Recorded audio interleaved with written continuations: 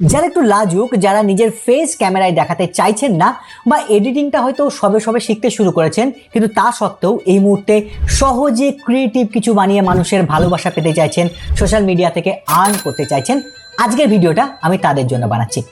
Actually বেশ কিছুদিন ধরে কমেন্ট পাচ্ছিলাম যে দাদা, আমরা ড্রয়িং চ্যানেল, গানের চ্যানেল, কবিতার চ্যানেল এগুলো কিভাবে গ্রো করব।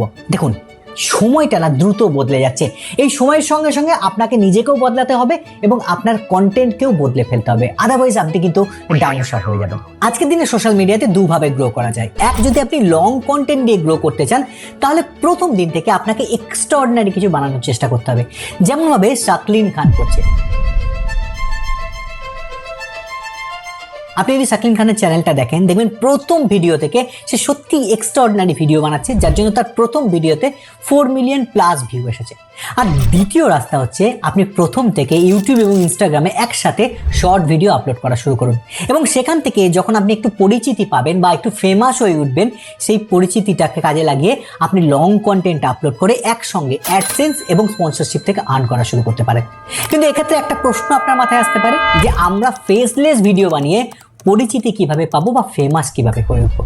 এটার যে রাস্তা, এটা নিয়ে আমরা এই ভিডিওর পরবর্তী পার্টে আলোচনা করব, কিন্তু এখন আপাতত আমরা সেকেন্ড অপশনটা নিয়ে আলোচনা করব। তার কারণ হচ্ছে প্রথম থেকে এই লাইনে যারা আসে, মানে কন্টেন্ট ক্রিয়েশন যারা করতে আসে, তারা প্রথম থেকে খুব ভালো এডিটিং বা খুব ভালো মোশন গ্রাফিক্স শিখে আসে না। তো এই প্রসেসটার মধ্যে আমরা কোনো এআই এর হেল্প নেবো না। জাস্ট আপনার কাছে একটা মোটামুটি ভালো মোবাইল, মানে 15 থেকে 20,000 টাকা দামের মোবাইল, আর সেই মোবাইলে VN এর মতো একটা এডিট অ্যাপ ইনস্টল থাকলেই চলবে। আর তার সঙ্গে সঙ্গে যেহেতু আমরা ড্রয়িং, কবিতা বা গানের চ্যানেল নিয়ে, মানে আমরা ক্রিয়েটিভ চ্যানেল নিয়ে কথা বলবো, তাই আপনি যদি একটু লিখতে পারেন বা আপনি যদি একটু ভালো ছবি তুলতে পারেন বা ভালো ছবি আঁকতে পারেন, তাহলে খুব ভালো হয়। আর আপনি যদি একটু বেশি রোমান্টিক হন, তাহলে কিন্তু সোনায় সোহাগা হয়ে যাবে। চলুন প্রথমে আমরা দেখি যে একটা কবিতার চ্যানেল বা একটা শর্ট স্টোরি চ্যানেল আমরা কিভাবে গ্রো করতে পারি।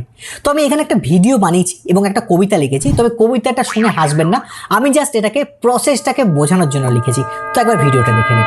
কিছু ঘটনা ছুঁয়ে থাকে বহুদিন, বা বলা যায় বিধে থাকে অনেক গভীরে, আর যখন মাঝে মাঝে নাড়া দেয়, তখন ভীষণভাবে ফিরে যেতে ইচ্ছা করে সেই বিকেলগুলোতে, সেই গঙ্গার পাড় ধরে হেঁটে চলা কখনো শেষ না হওয়া গল্পগুলোর সাথে। মনে হয় এখনো হয়তো ওই জেটি ঘাটের আনাচে কানাচে দেখা পাবো তার, যে কোনো একদিন এই সোনালি আলো মাখা চোখ মেলে আমায় বলেছিল, ধুর পাগল, আমরা কি আলাদা নাকি?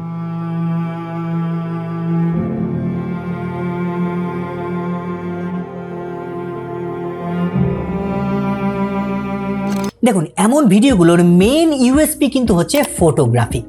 আমি জেনারেলি এটা বলি যে প্রথমেই আপনারা একটা স্ক্রিপ্ট লিখে ফেলুন, তারপর ভিডিও শ্যুট করতে চান, কিন্তু এক্ষেত্রে সেটা না করলেও চলবে। এক্ষেত্রে আপনি আপনার মোবাইলটা আপনার পকেটে ঢোকান আর তারপর বেরিয়ে পড়ুন বাইরে, আর বাইরে বেরিয়ে চারপাশটা খুব ভালোভাবে অবজার্ভ করুন।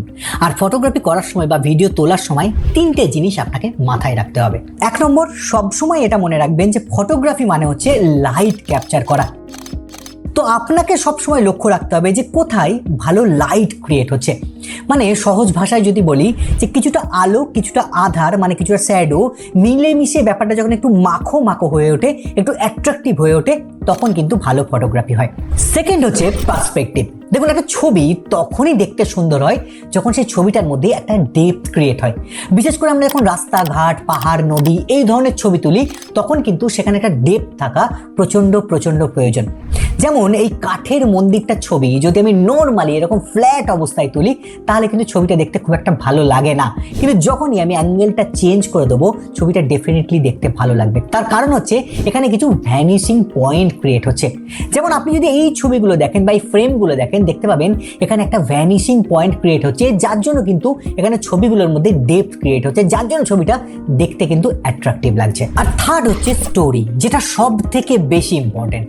আপনারা আশা করি সবাই চার্লি চ্যাপলিনের সিনেমা দেখেছেন।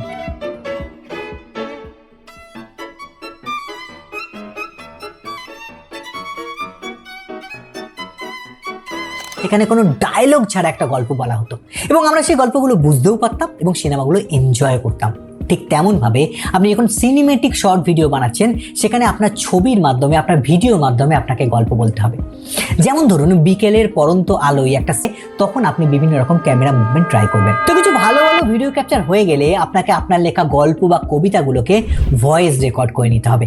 এক্ষেত্রে আপনি নিজের লেখা ইউজ না করে অন্যের লেখা বা কোনো সিনেমার ডায়লগকে ইউজ করতে পারেন, কিন্তু আমি এখানে আপনাকে বলবো যে অবশ্যই আপনি সেটা নিজের ভয়েসে রেকর্ড করুন। সেক্ষেত্রে কি হবে, কপিরাইটের কোনো ঝামেলা থাকবে না। আর যদি আপনি মোবাইলে ভয়েস রেকর্ড করে থাকেন, তাহলে মোবাইলে কিভাবে প্রফেশনাল ভয়েস রেকর্ড করতে হয় সেটা নিয়ে অলরেডি আমি একটা ভিডিও বানিয়েছি, সেটা আপনি দেখে নিতে পারেন, আপনার উপকারে লাগবে। আর গান নিয়ে যারা কাজ করতে চাইছেন তারা কপিরাইটের হাত থেকে বাঁচতে হয় নিজে গানটা গান, অথবা আপনার পরিচিত কোনো সিঙ্গার থাকলে তাকে দিয়ে গানটা গাইয়ে নিন। অথবা আপনি শর্টের ক্ষেত্রে আর একটা অপশন পাবেন, সেটা হচ্ছে শর্টসের ক্ষেত্রে ইউটিউবের নিজস্ব কিছু লিস্ট থাকে, সেখানে নতুন গানও অ্যাড করা থাকে। তো আপনি সেই লিস্টটা মিলিয়ে দেখে নিন যে আপনি যে গানটা নিয়ে কাজ করতে চাইছেন সেই গানটা ওই লিস্টে আছে কিনা। যদি থেকে থাকে তাহলে ওই গানটা নিয়ে আপনি এডিট করে ভিডিও রেডি করে ফেলুন, আর তারপর যখন আপলোড করবেন তখন ওই গানটা লিস্ট থেকে সিলেক্ট করুন আর আপনার অরিজিনাল সাউন্ডটাকে মিউট করে দিন। এক্ষেত্রে দেখবেন আপনার কপিরাইট ক্লেম আসছে না। এরপর এডিটিংটা দেখানোর আগে যারা ফেসলেস ড্রয়িং চ্যানেল করতে চান তাদেরকে কিছু টিপস দিই। দেখুন, আপনারা এই ফেসলেস ড্রয়িং চ্যানেলগুলো দুভাবে গ্রো করাতে পারেন। এক হচ্ছে আপনারা এডুকেশনাল ড্রয়িং চ্যানেল তৈরি করতে পারেন, যেখানে আপনারা মানুষকে ছবি আঁকাটা শেখাতে পারেন। কিন্তু শুধু এই আঁকা শেখালে হবে না, বা তার তলে একটা মিউজিক অ্যাড করে দিলে হবে না, তার সঙ্গে যদি একটা গল্প অ্যাড করতে পারেন তাহলে মানুষ মন দিয়ে সেই ভিডিওটা দেখবে সেই গল্পটা শোনার জন্য। সেটা কেমন হয় একটা এক্সাম্পল দেখে নিন। Be talking about a huge topic, how to draw the female face. I've made this video once before in the past and I've privated that video because I don't think it was that helpful. I've watched it over.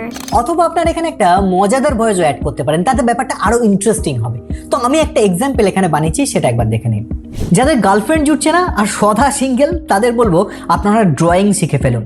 আর যাকে খুব পছন্দ তার একটা portrait draw করুন, যেখানে তার চোখ দুটোকে আর একটু মায়াবী করুন, ঠোঁটটাকে আর একটু ভরাট, আর চুলের ফ্লোটাকে একটু পাল্টে চিকটাকে একটু সার্ফ করে দিয়ে সোশ্যাল মিডিয়ায় পোস্ট করে দিন। দেখবেন ওই মেয়েটির যত বান্ধবী আছে সবাই ইনবক্সে হাই লিখছে। আর দুই, আপনি ড্রয়িং করা স্লাইডের মাধ্যমে কিন্তু গল্প বলতে পারেন। আপনি এক্সাম্পলগুলো একবার দেখে নিন।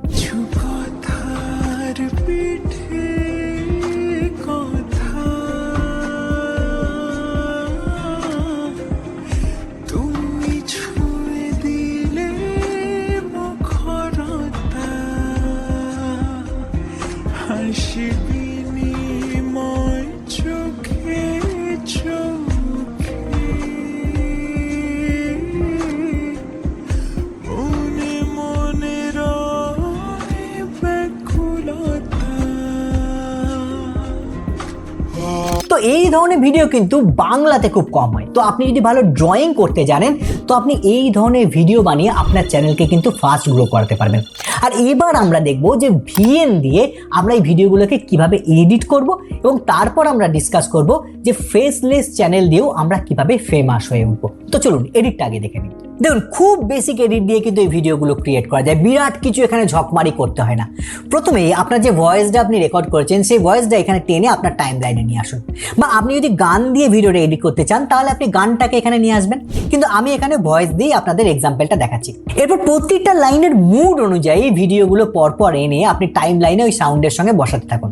আর এখন এইভাবে টাইম লাইনটা যখন রেডি হয়ে যাবে তখন একটা ওভারলে নিয়ে আসুন, আর সেই ওভারলেটা একদম ওপরের লেয়ারে সেট করুন। এতে কি হবে, আপনি যে আলাদা আলাদাভাবে ভিডিওগুলো ক্যাপচার করেছেন সেই ভিডিওর যে কালার ডিফারেন্সটা এসেছে সেটাই ওভারলের জন্য কিন্তু অ্যাডজাস্ট হয়ে যাবে। আর এরপর আপনি চাইলে আপনি টেক্সট অ্যাড করতে পারেন, কিন্তু ব্যাপারটা হচ্ছে ভিএনে যে অটো ক্যাপশন অপশনটা আছে সেটা কিন্তু বাংলার সঙ্গে ভালো কাজ করে না, তো আপনাকে এটা ম্যানুয়ালি করতে হবে। আর সবার শেষে একটা ভালো ব্যাকগ্রাউন্ড মিউজিক এখানে অ্যাড করে দিন, তাতে কিন্তু মুডটা অনেকটা এনহ্যান্স হয়ে যাবে। এখানে আপনাদের বলে রাখি যে আপনারা আমাকে ইনস্টাগ্রামে ফলো করে একটা মেসেজ করবেন, আমি আপনাদের ভালো কিছু ওভারলে লিঙ্ক আর কিছু ব্যাকগ্রাউন্ডের লিঙ্ক পাঠিয়ে দেবো। এবার আসি ফেসলেস ভিডিও আপলোড করেও আপনি কিভাবে ফেমাস হয়ে উঠবেন। দেখুন, এটা দুভাবে করা সম্ভব। এক হচ্ছে আপনি ক্রমাগত আপনার ইনস্টাগ্রামে বা আপনার ইউটিউবে এই ফেসলেস ভিডিওগুলো আপলোড করছেন, এর সঙ্গে সঙ্গে আপনি ইনস্টাগ্রামে বা আপনার ইউটিউব কমিউনিটিতে আপনার ছবি পোস্ট করতে থাকুন, বা আপনার জীবনের স্পেশাল মুহূর্তগুলো আপনার অডিয়েন্সের সাথে শেয়ার করুন। এতে অডিয়েন্সের সাথে আপনার একটা কানেকশন বিল্ড হবে এবং তাদের মাঝে আপনি ফেমাস হয়ে উঠবেন। কিন্তু সব সময় এটা মাথায় রাখবেন, আপনার কন্টেন্টটাই এখানে মুখ্য, তাই কন্টেন্টটা কিন্তু টপ নচ হতে হবে। আর 2, যারা ফেস দেখাতে চান না এটা ভেবে যে আমার চ্যানেলটা যদি না দাঁড়ায় তাহলে লোকে কি বলবে, তারা একটু ওয়েট করতে পারেন এবং আস্তে আস্তে আপনার চ্যানেলটা গ্রো করে গেলে তখন হঠাৎ করে একদিন ফেস রিভিল করতে পারেন। এতে কিন্তু অডিয়েন্সদের মধ্যে একটা ভালো ইম্প্যাক্ট করে। তো নিজের ক্রিয়েটিভিটিকে কাজে লাগান আর নিজের ভালোবাসার কাজ করে আপনি আর্ন করার স্বপ্ন দেখুন।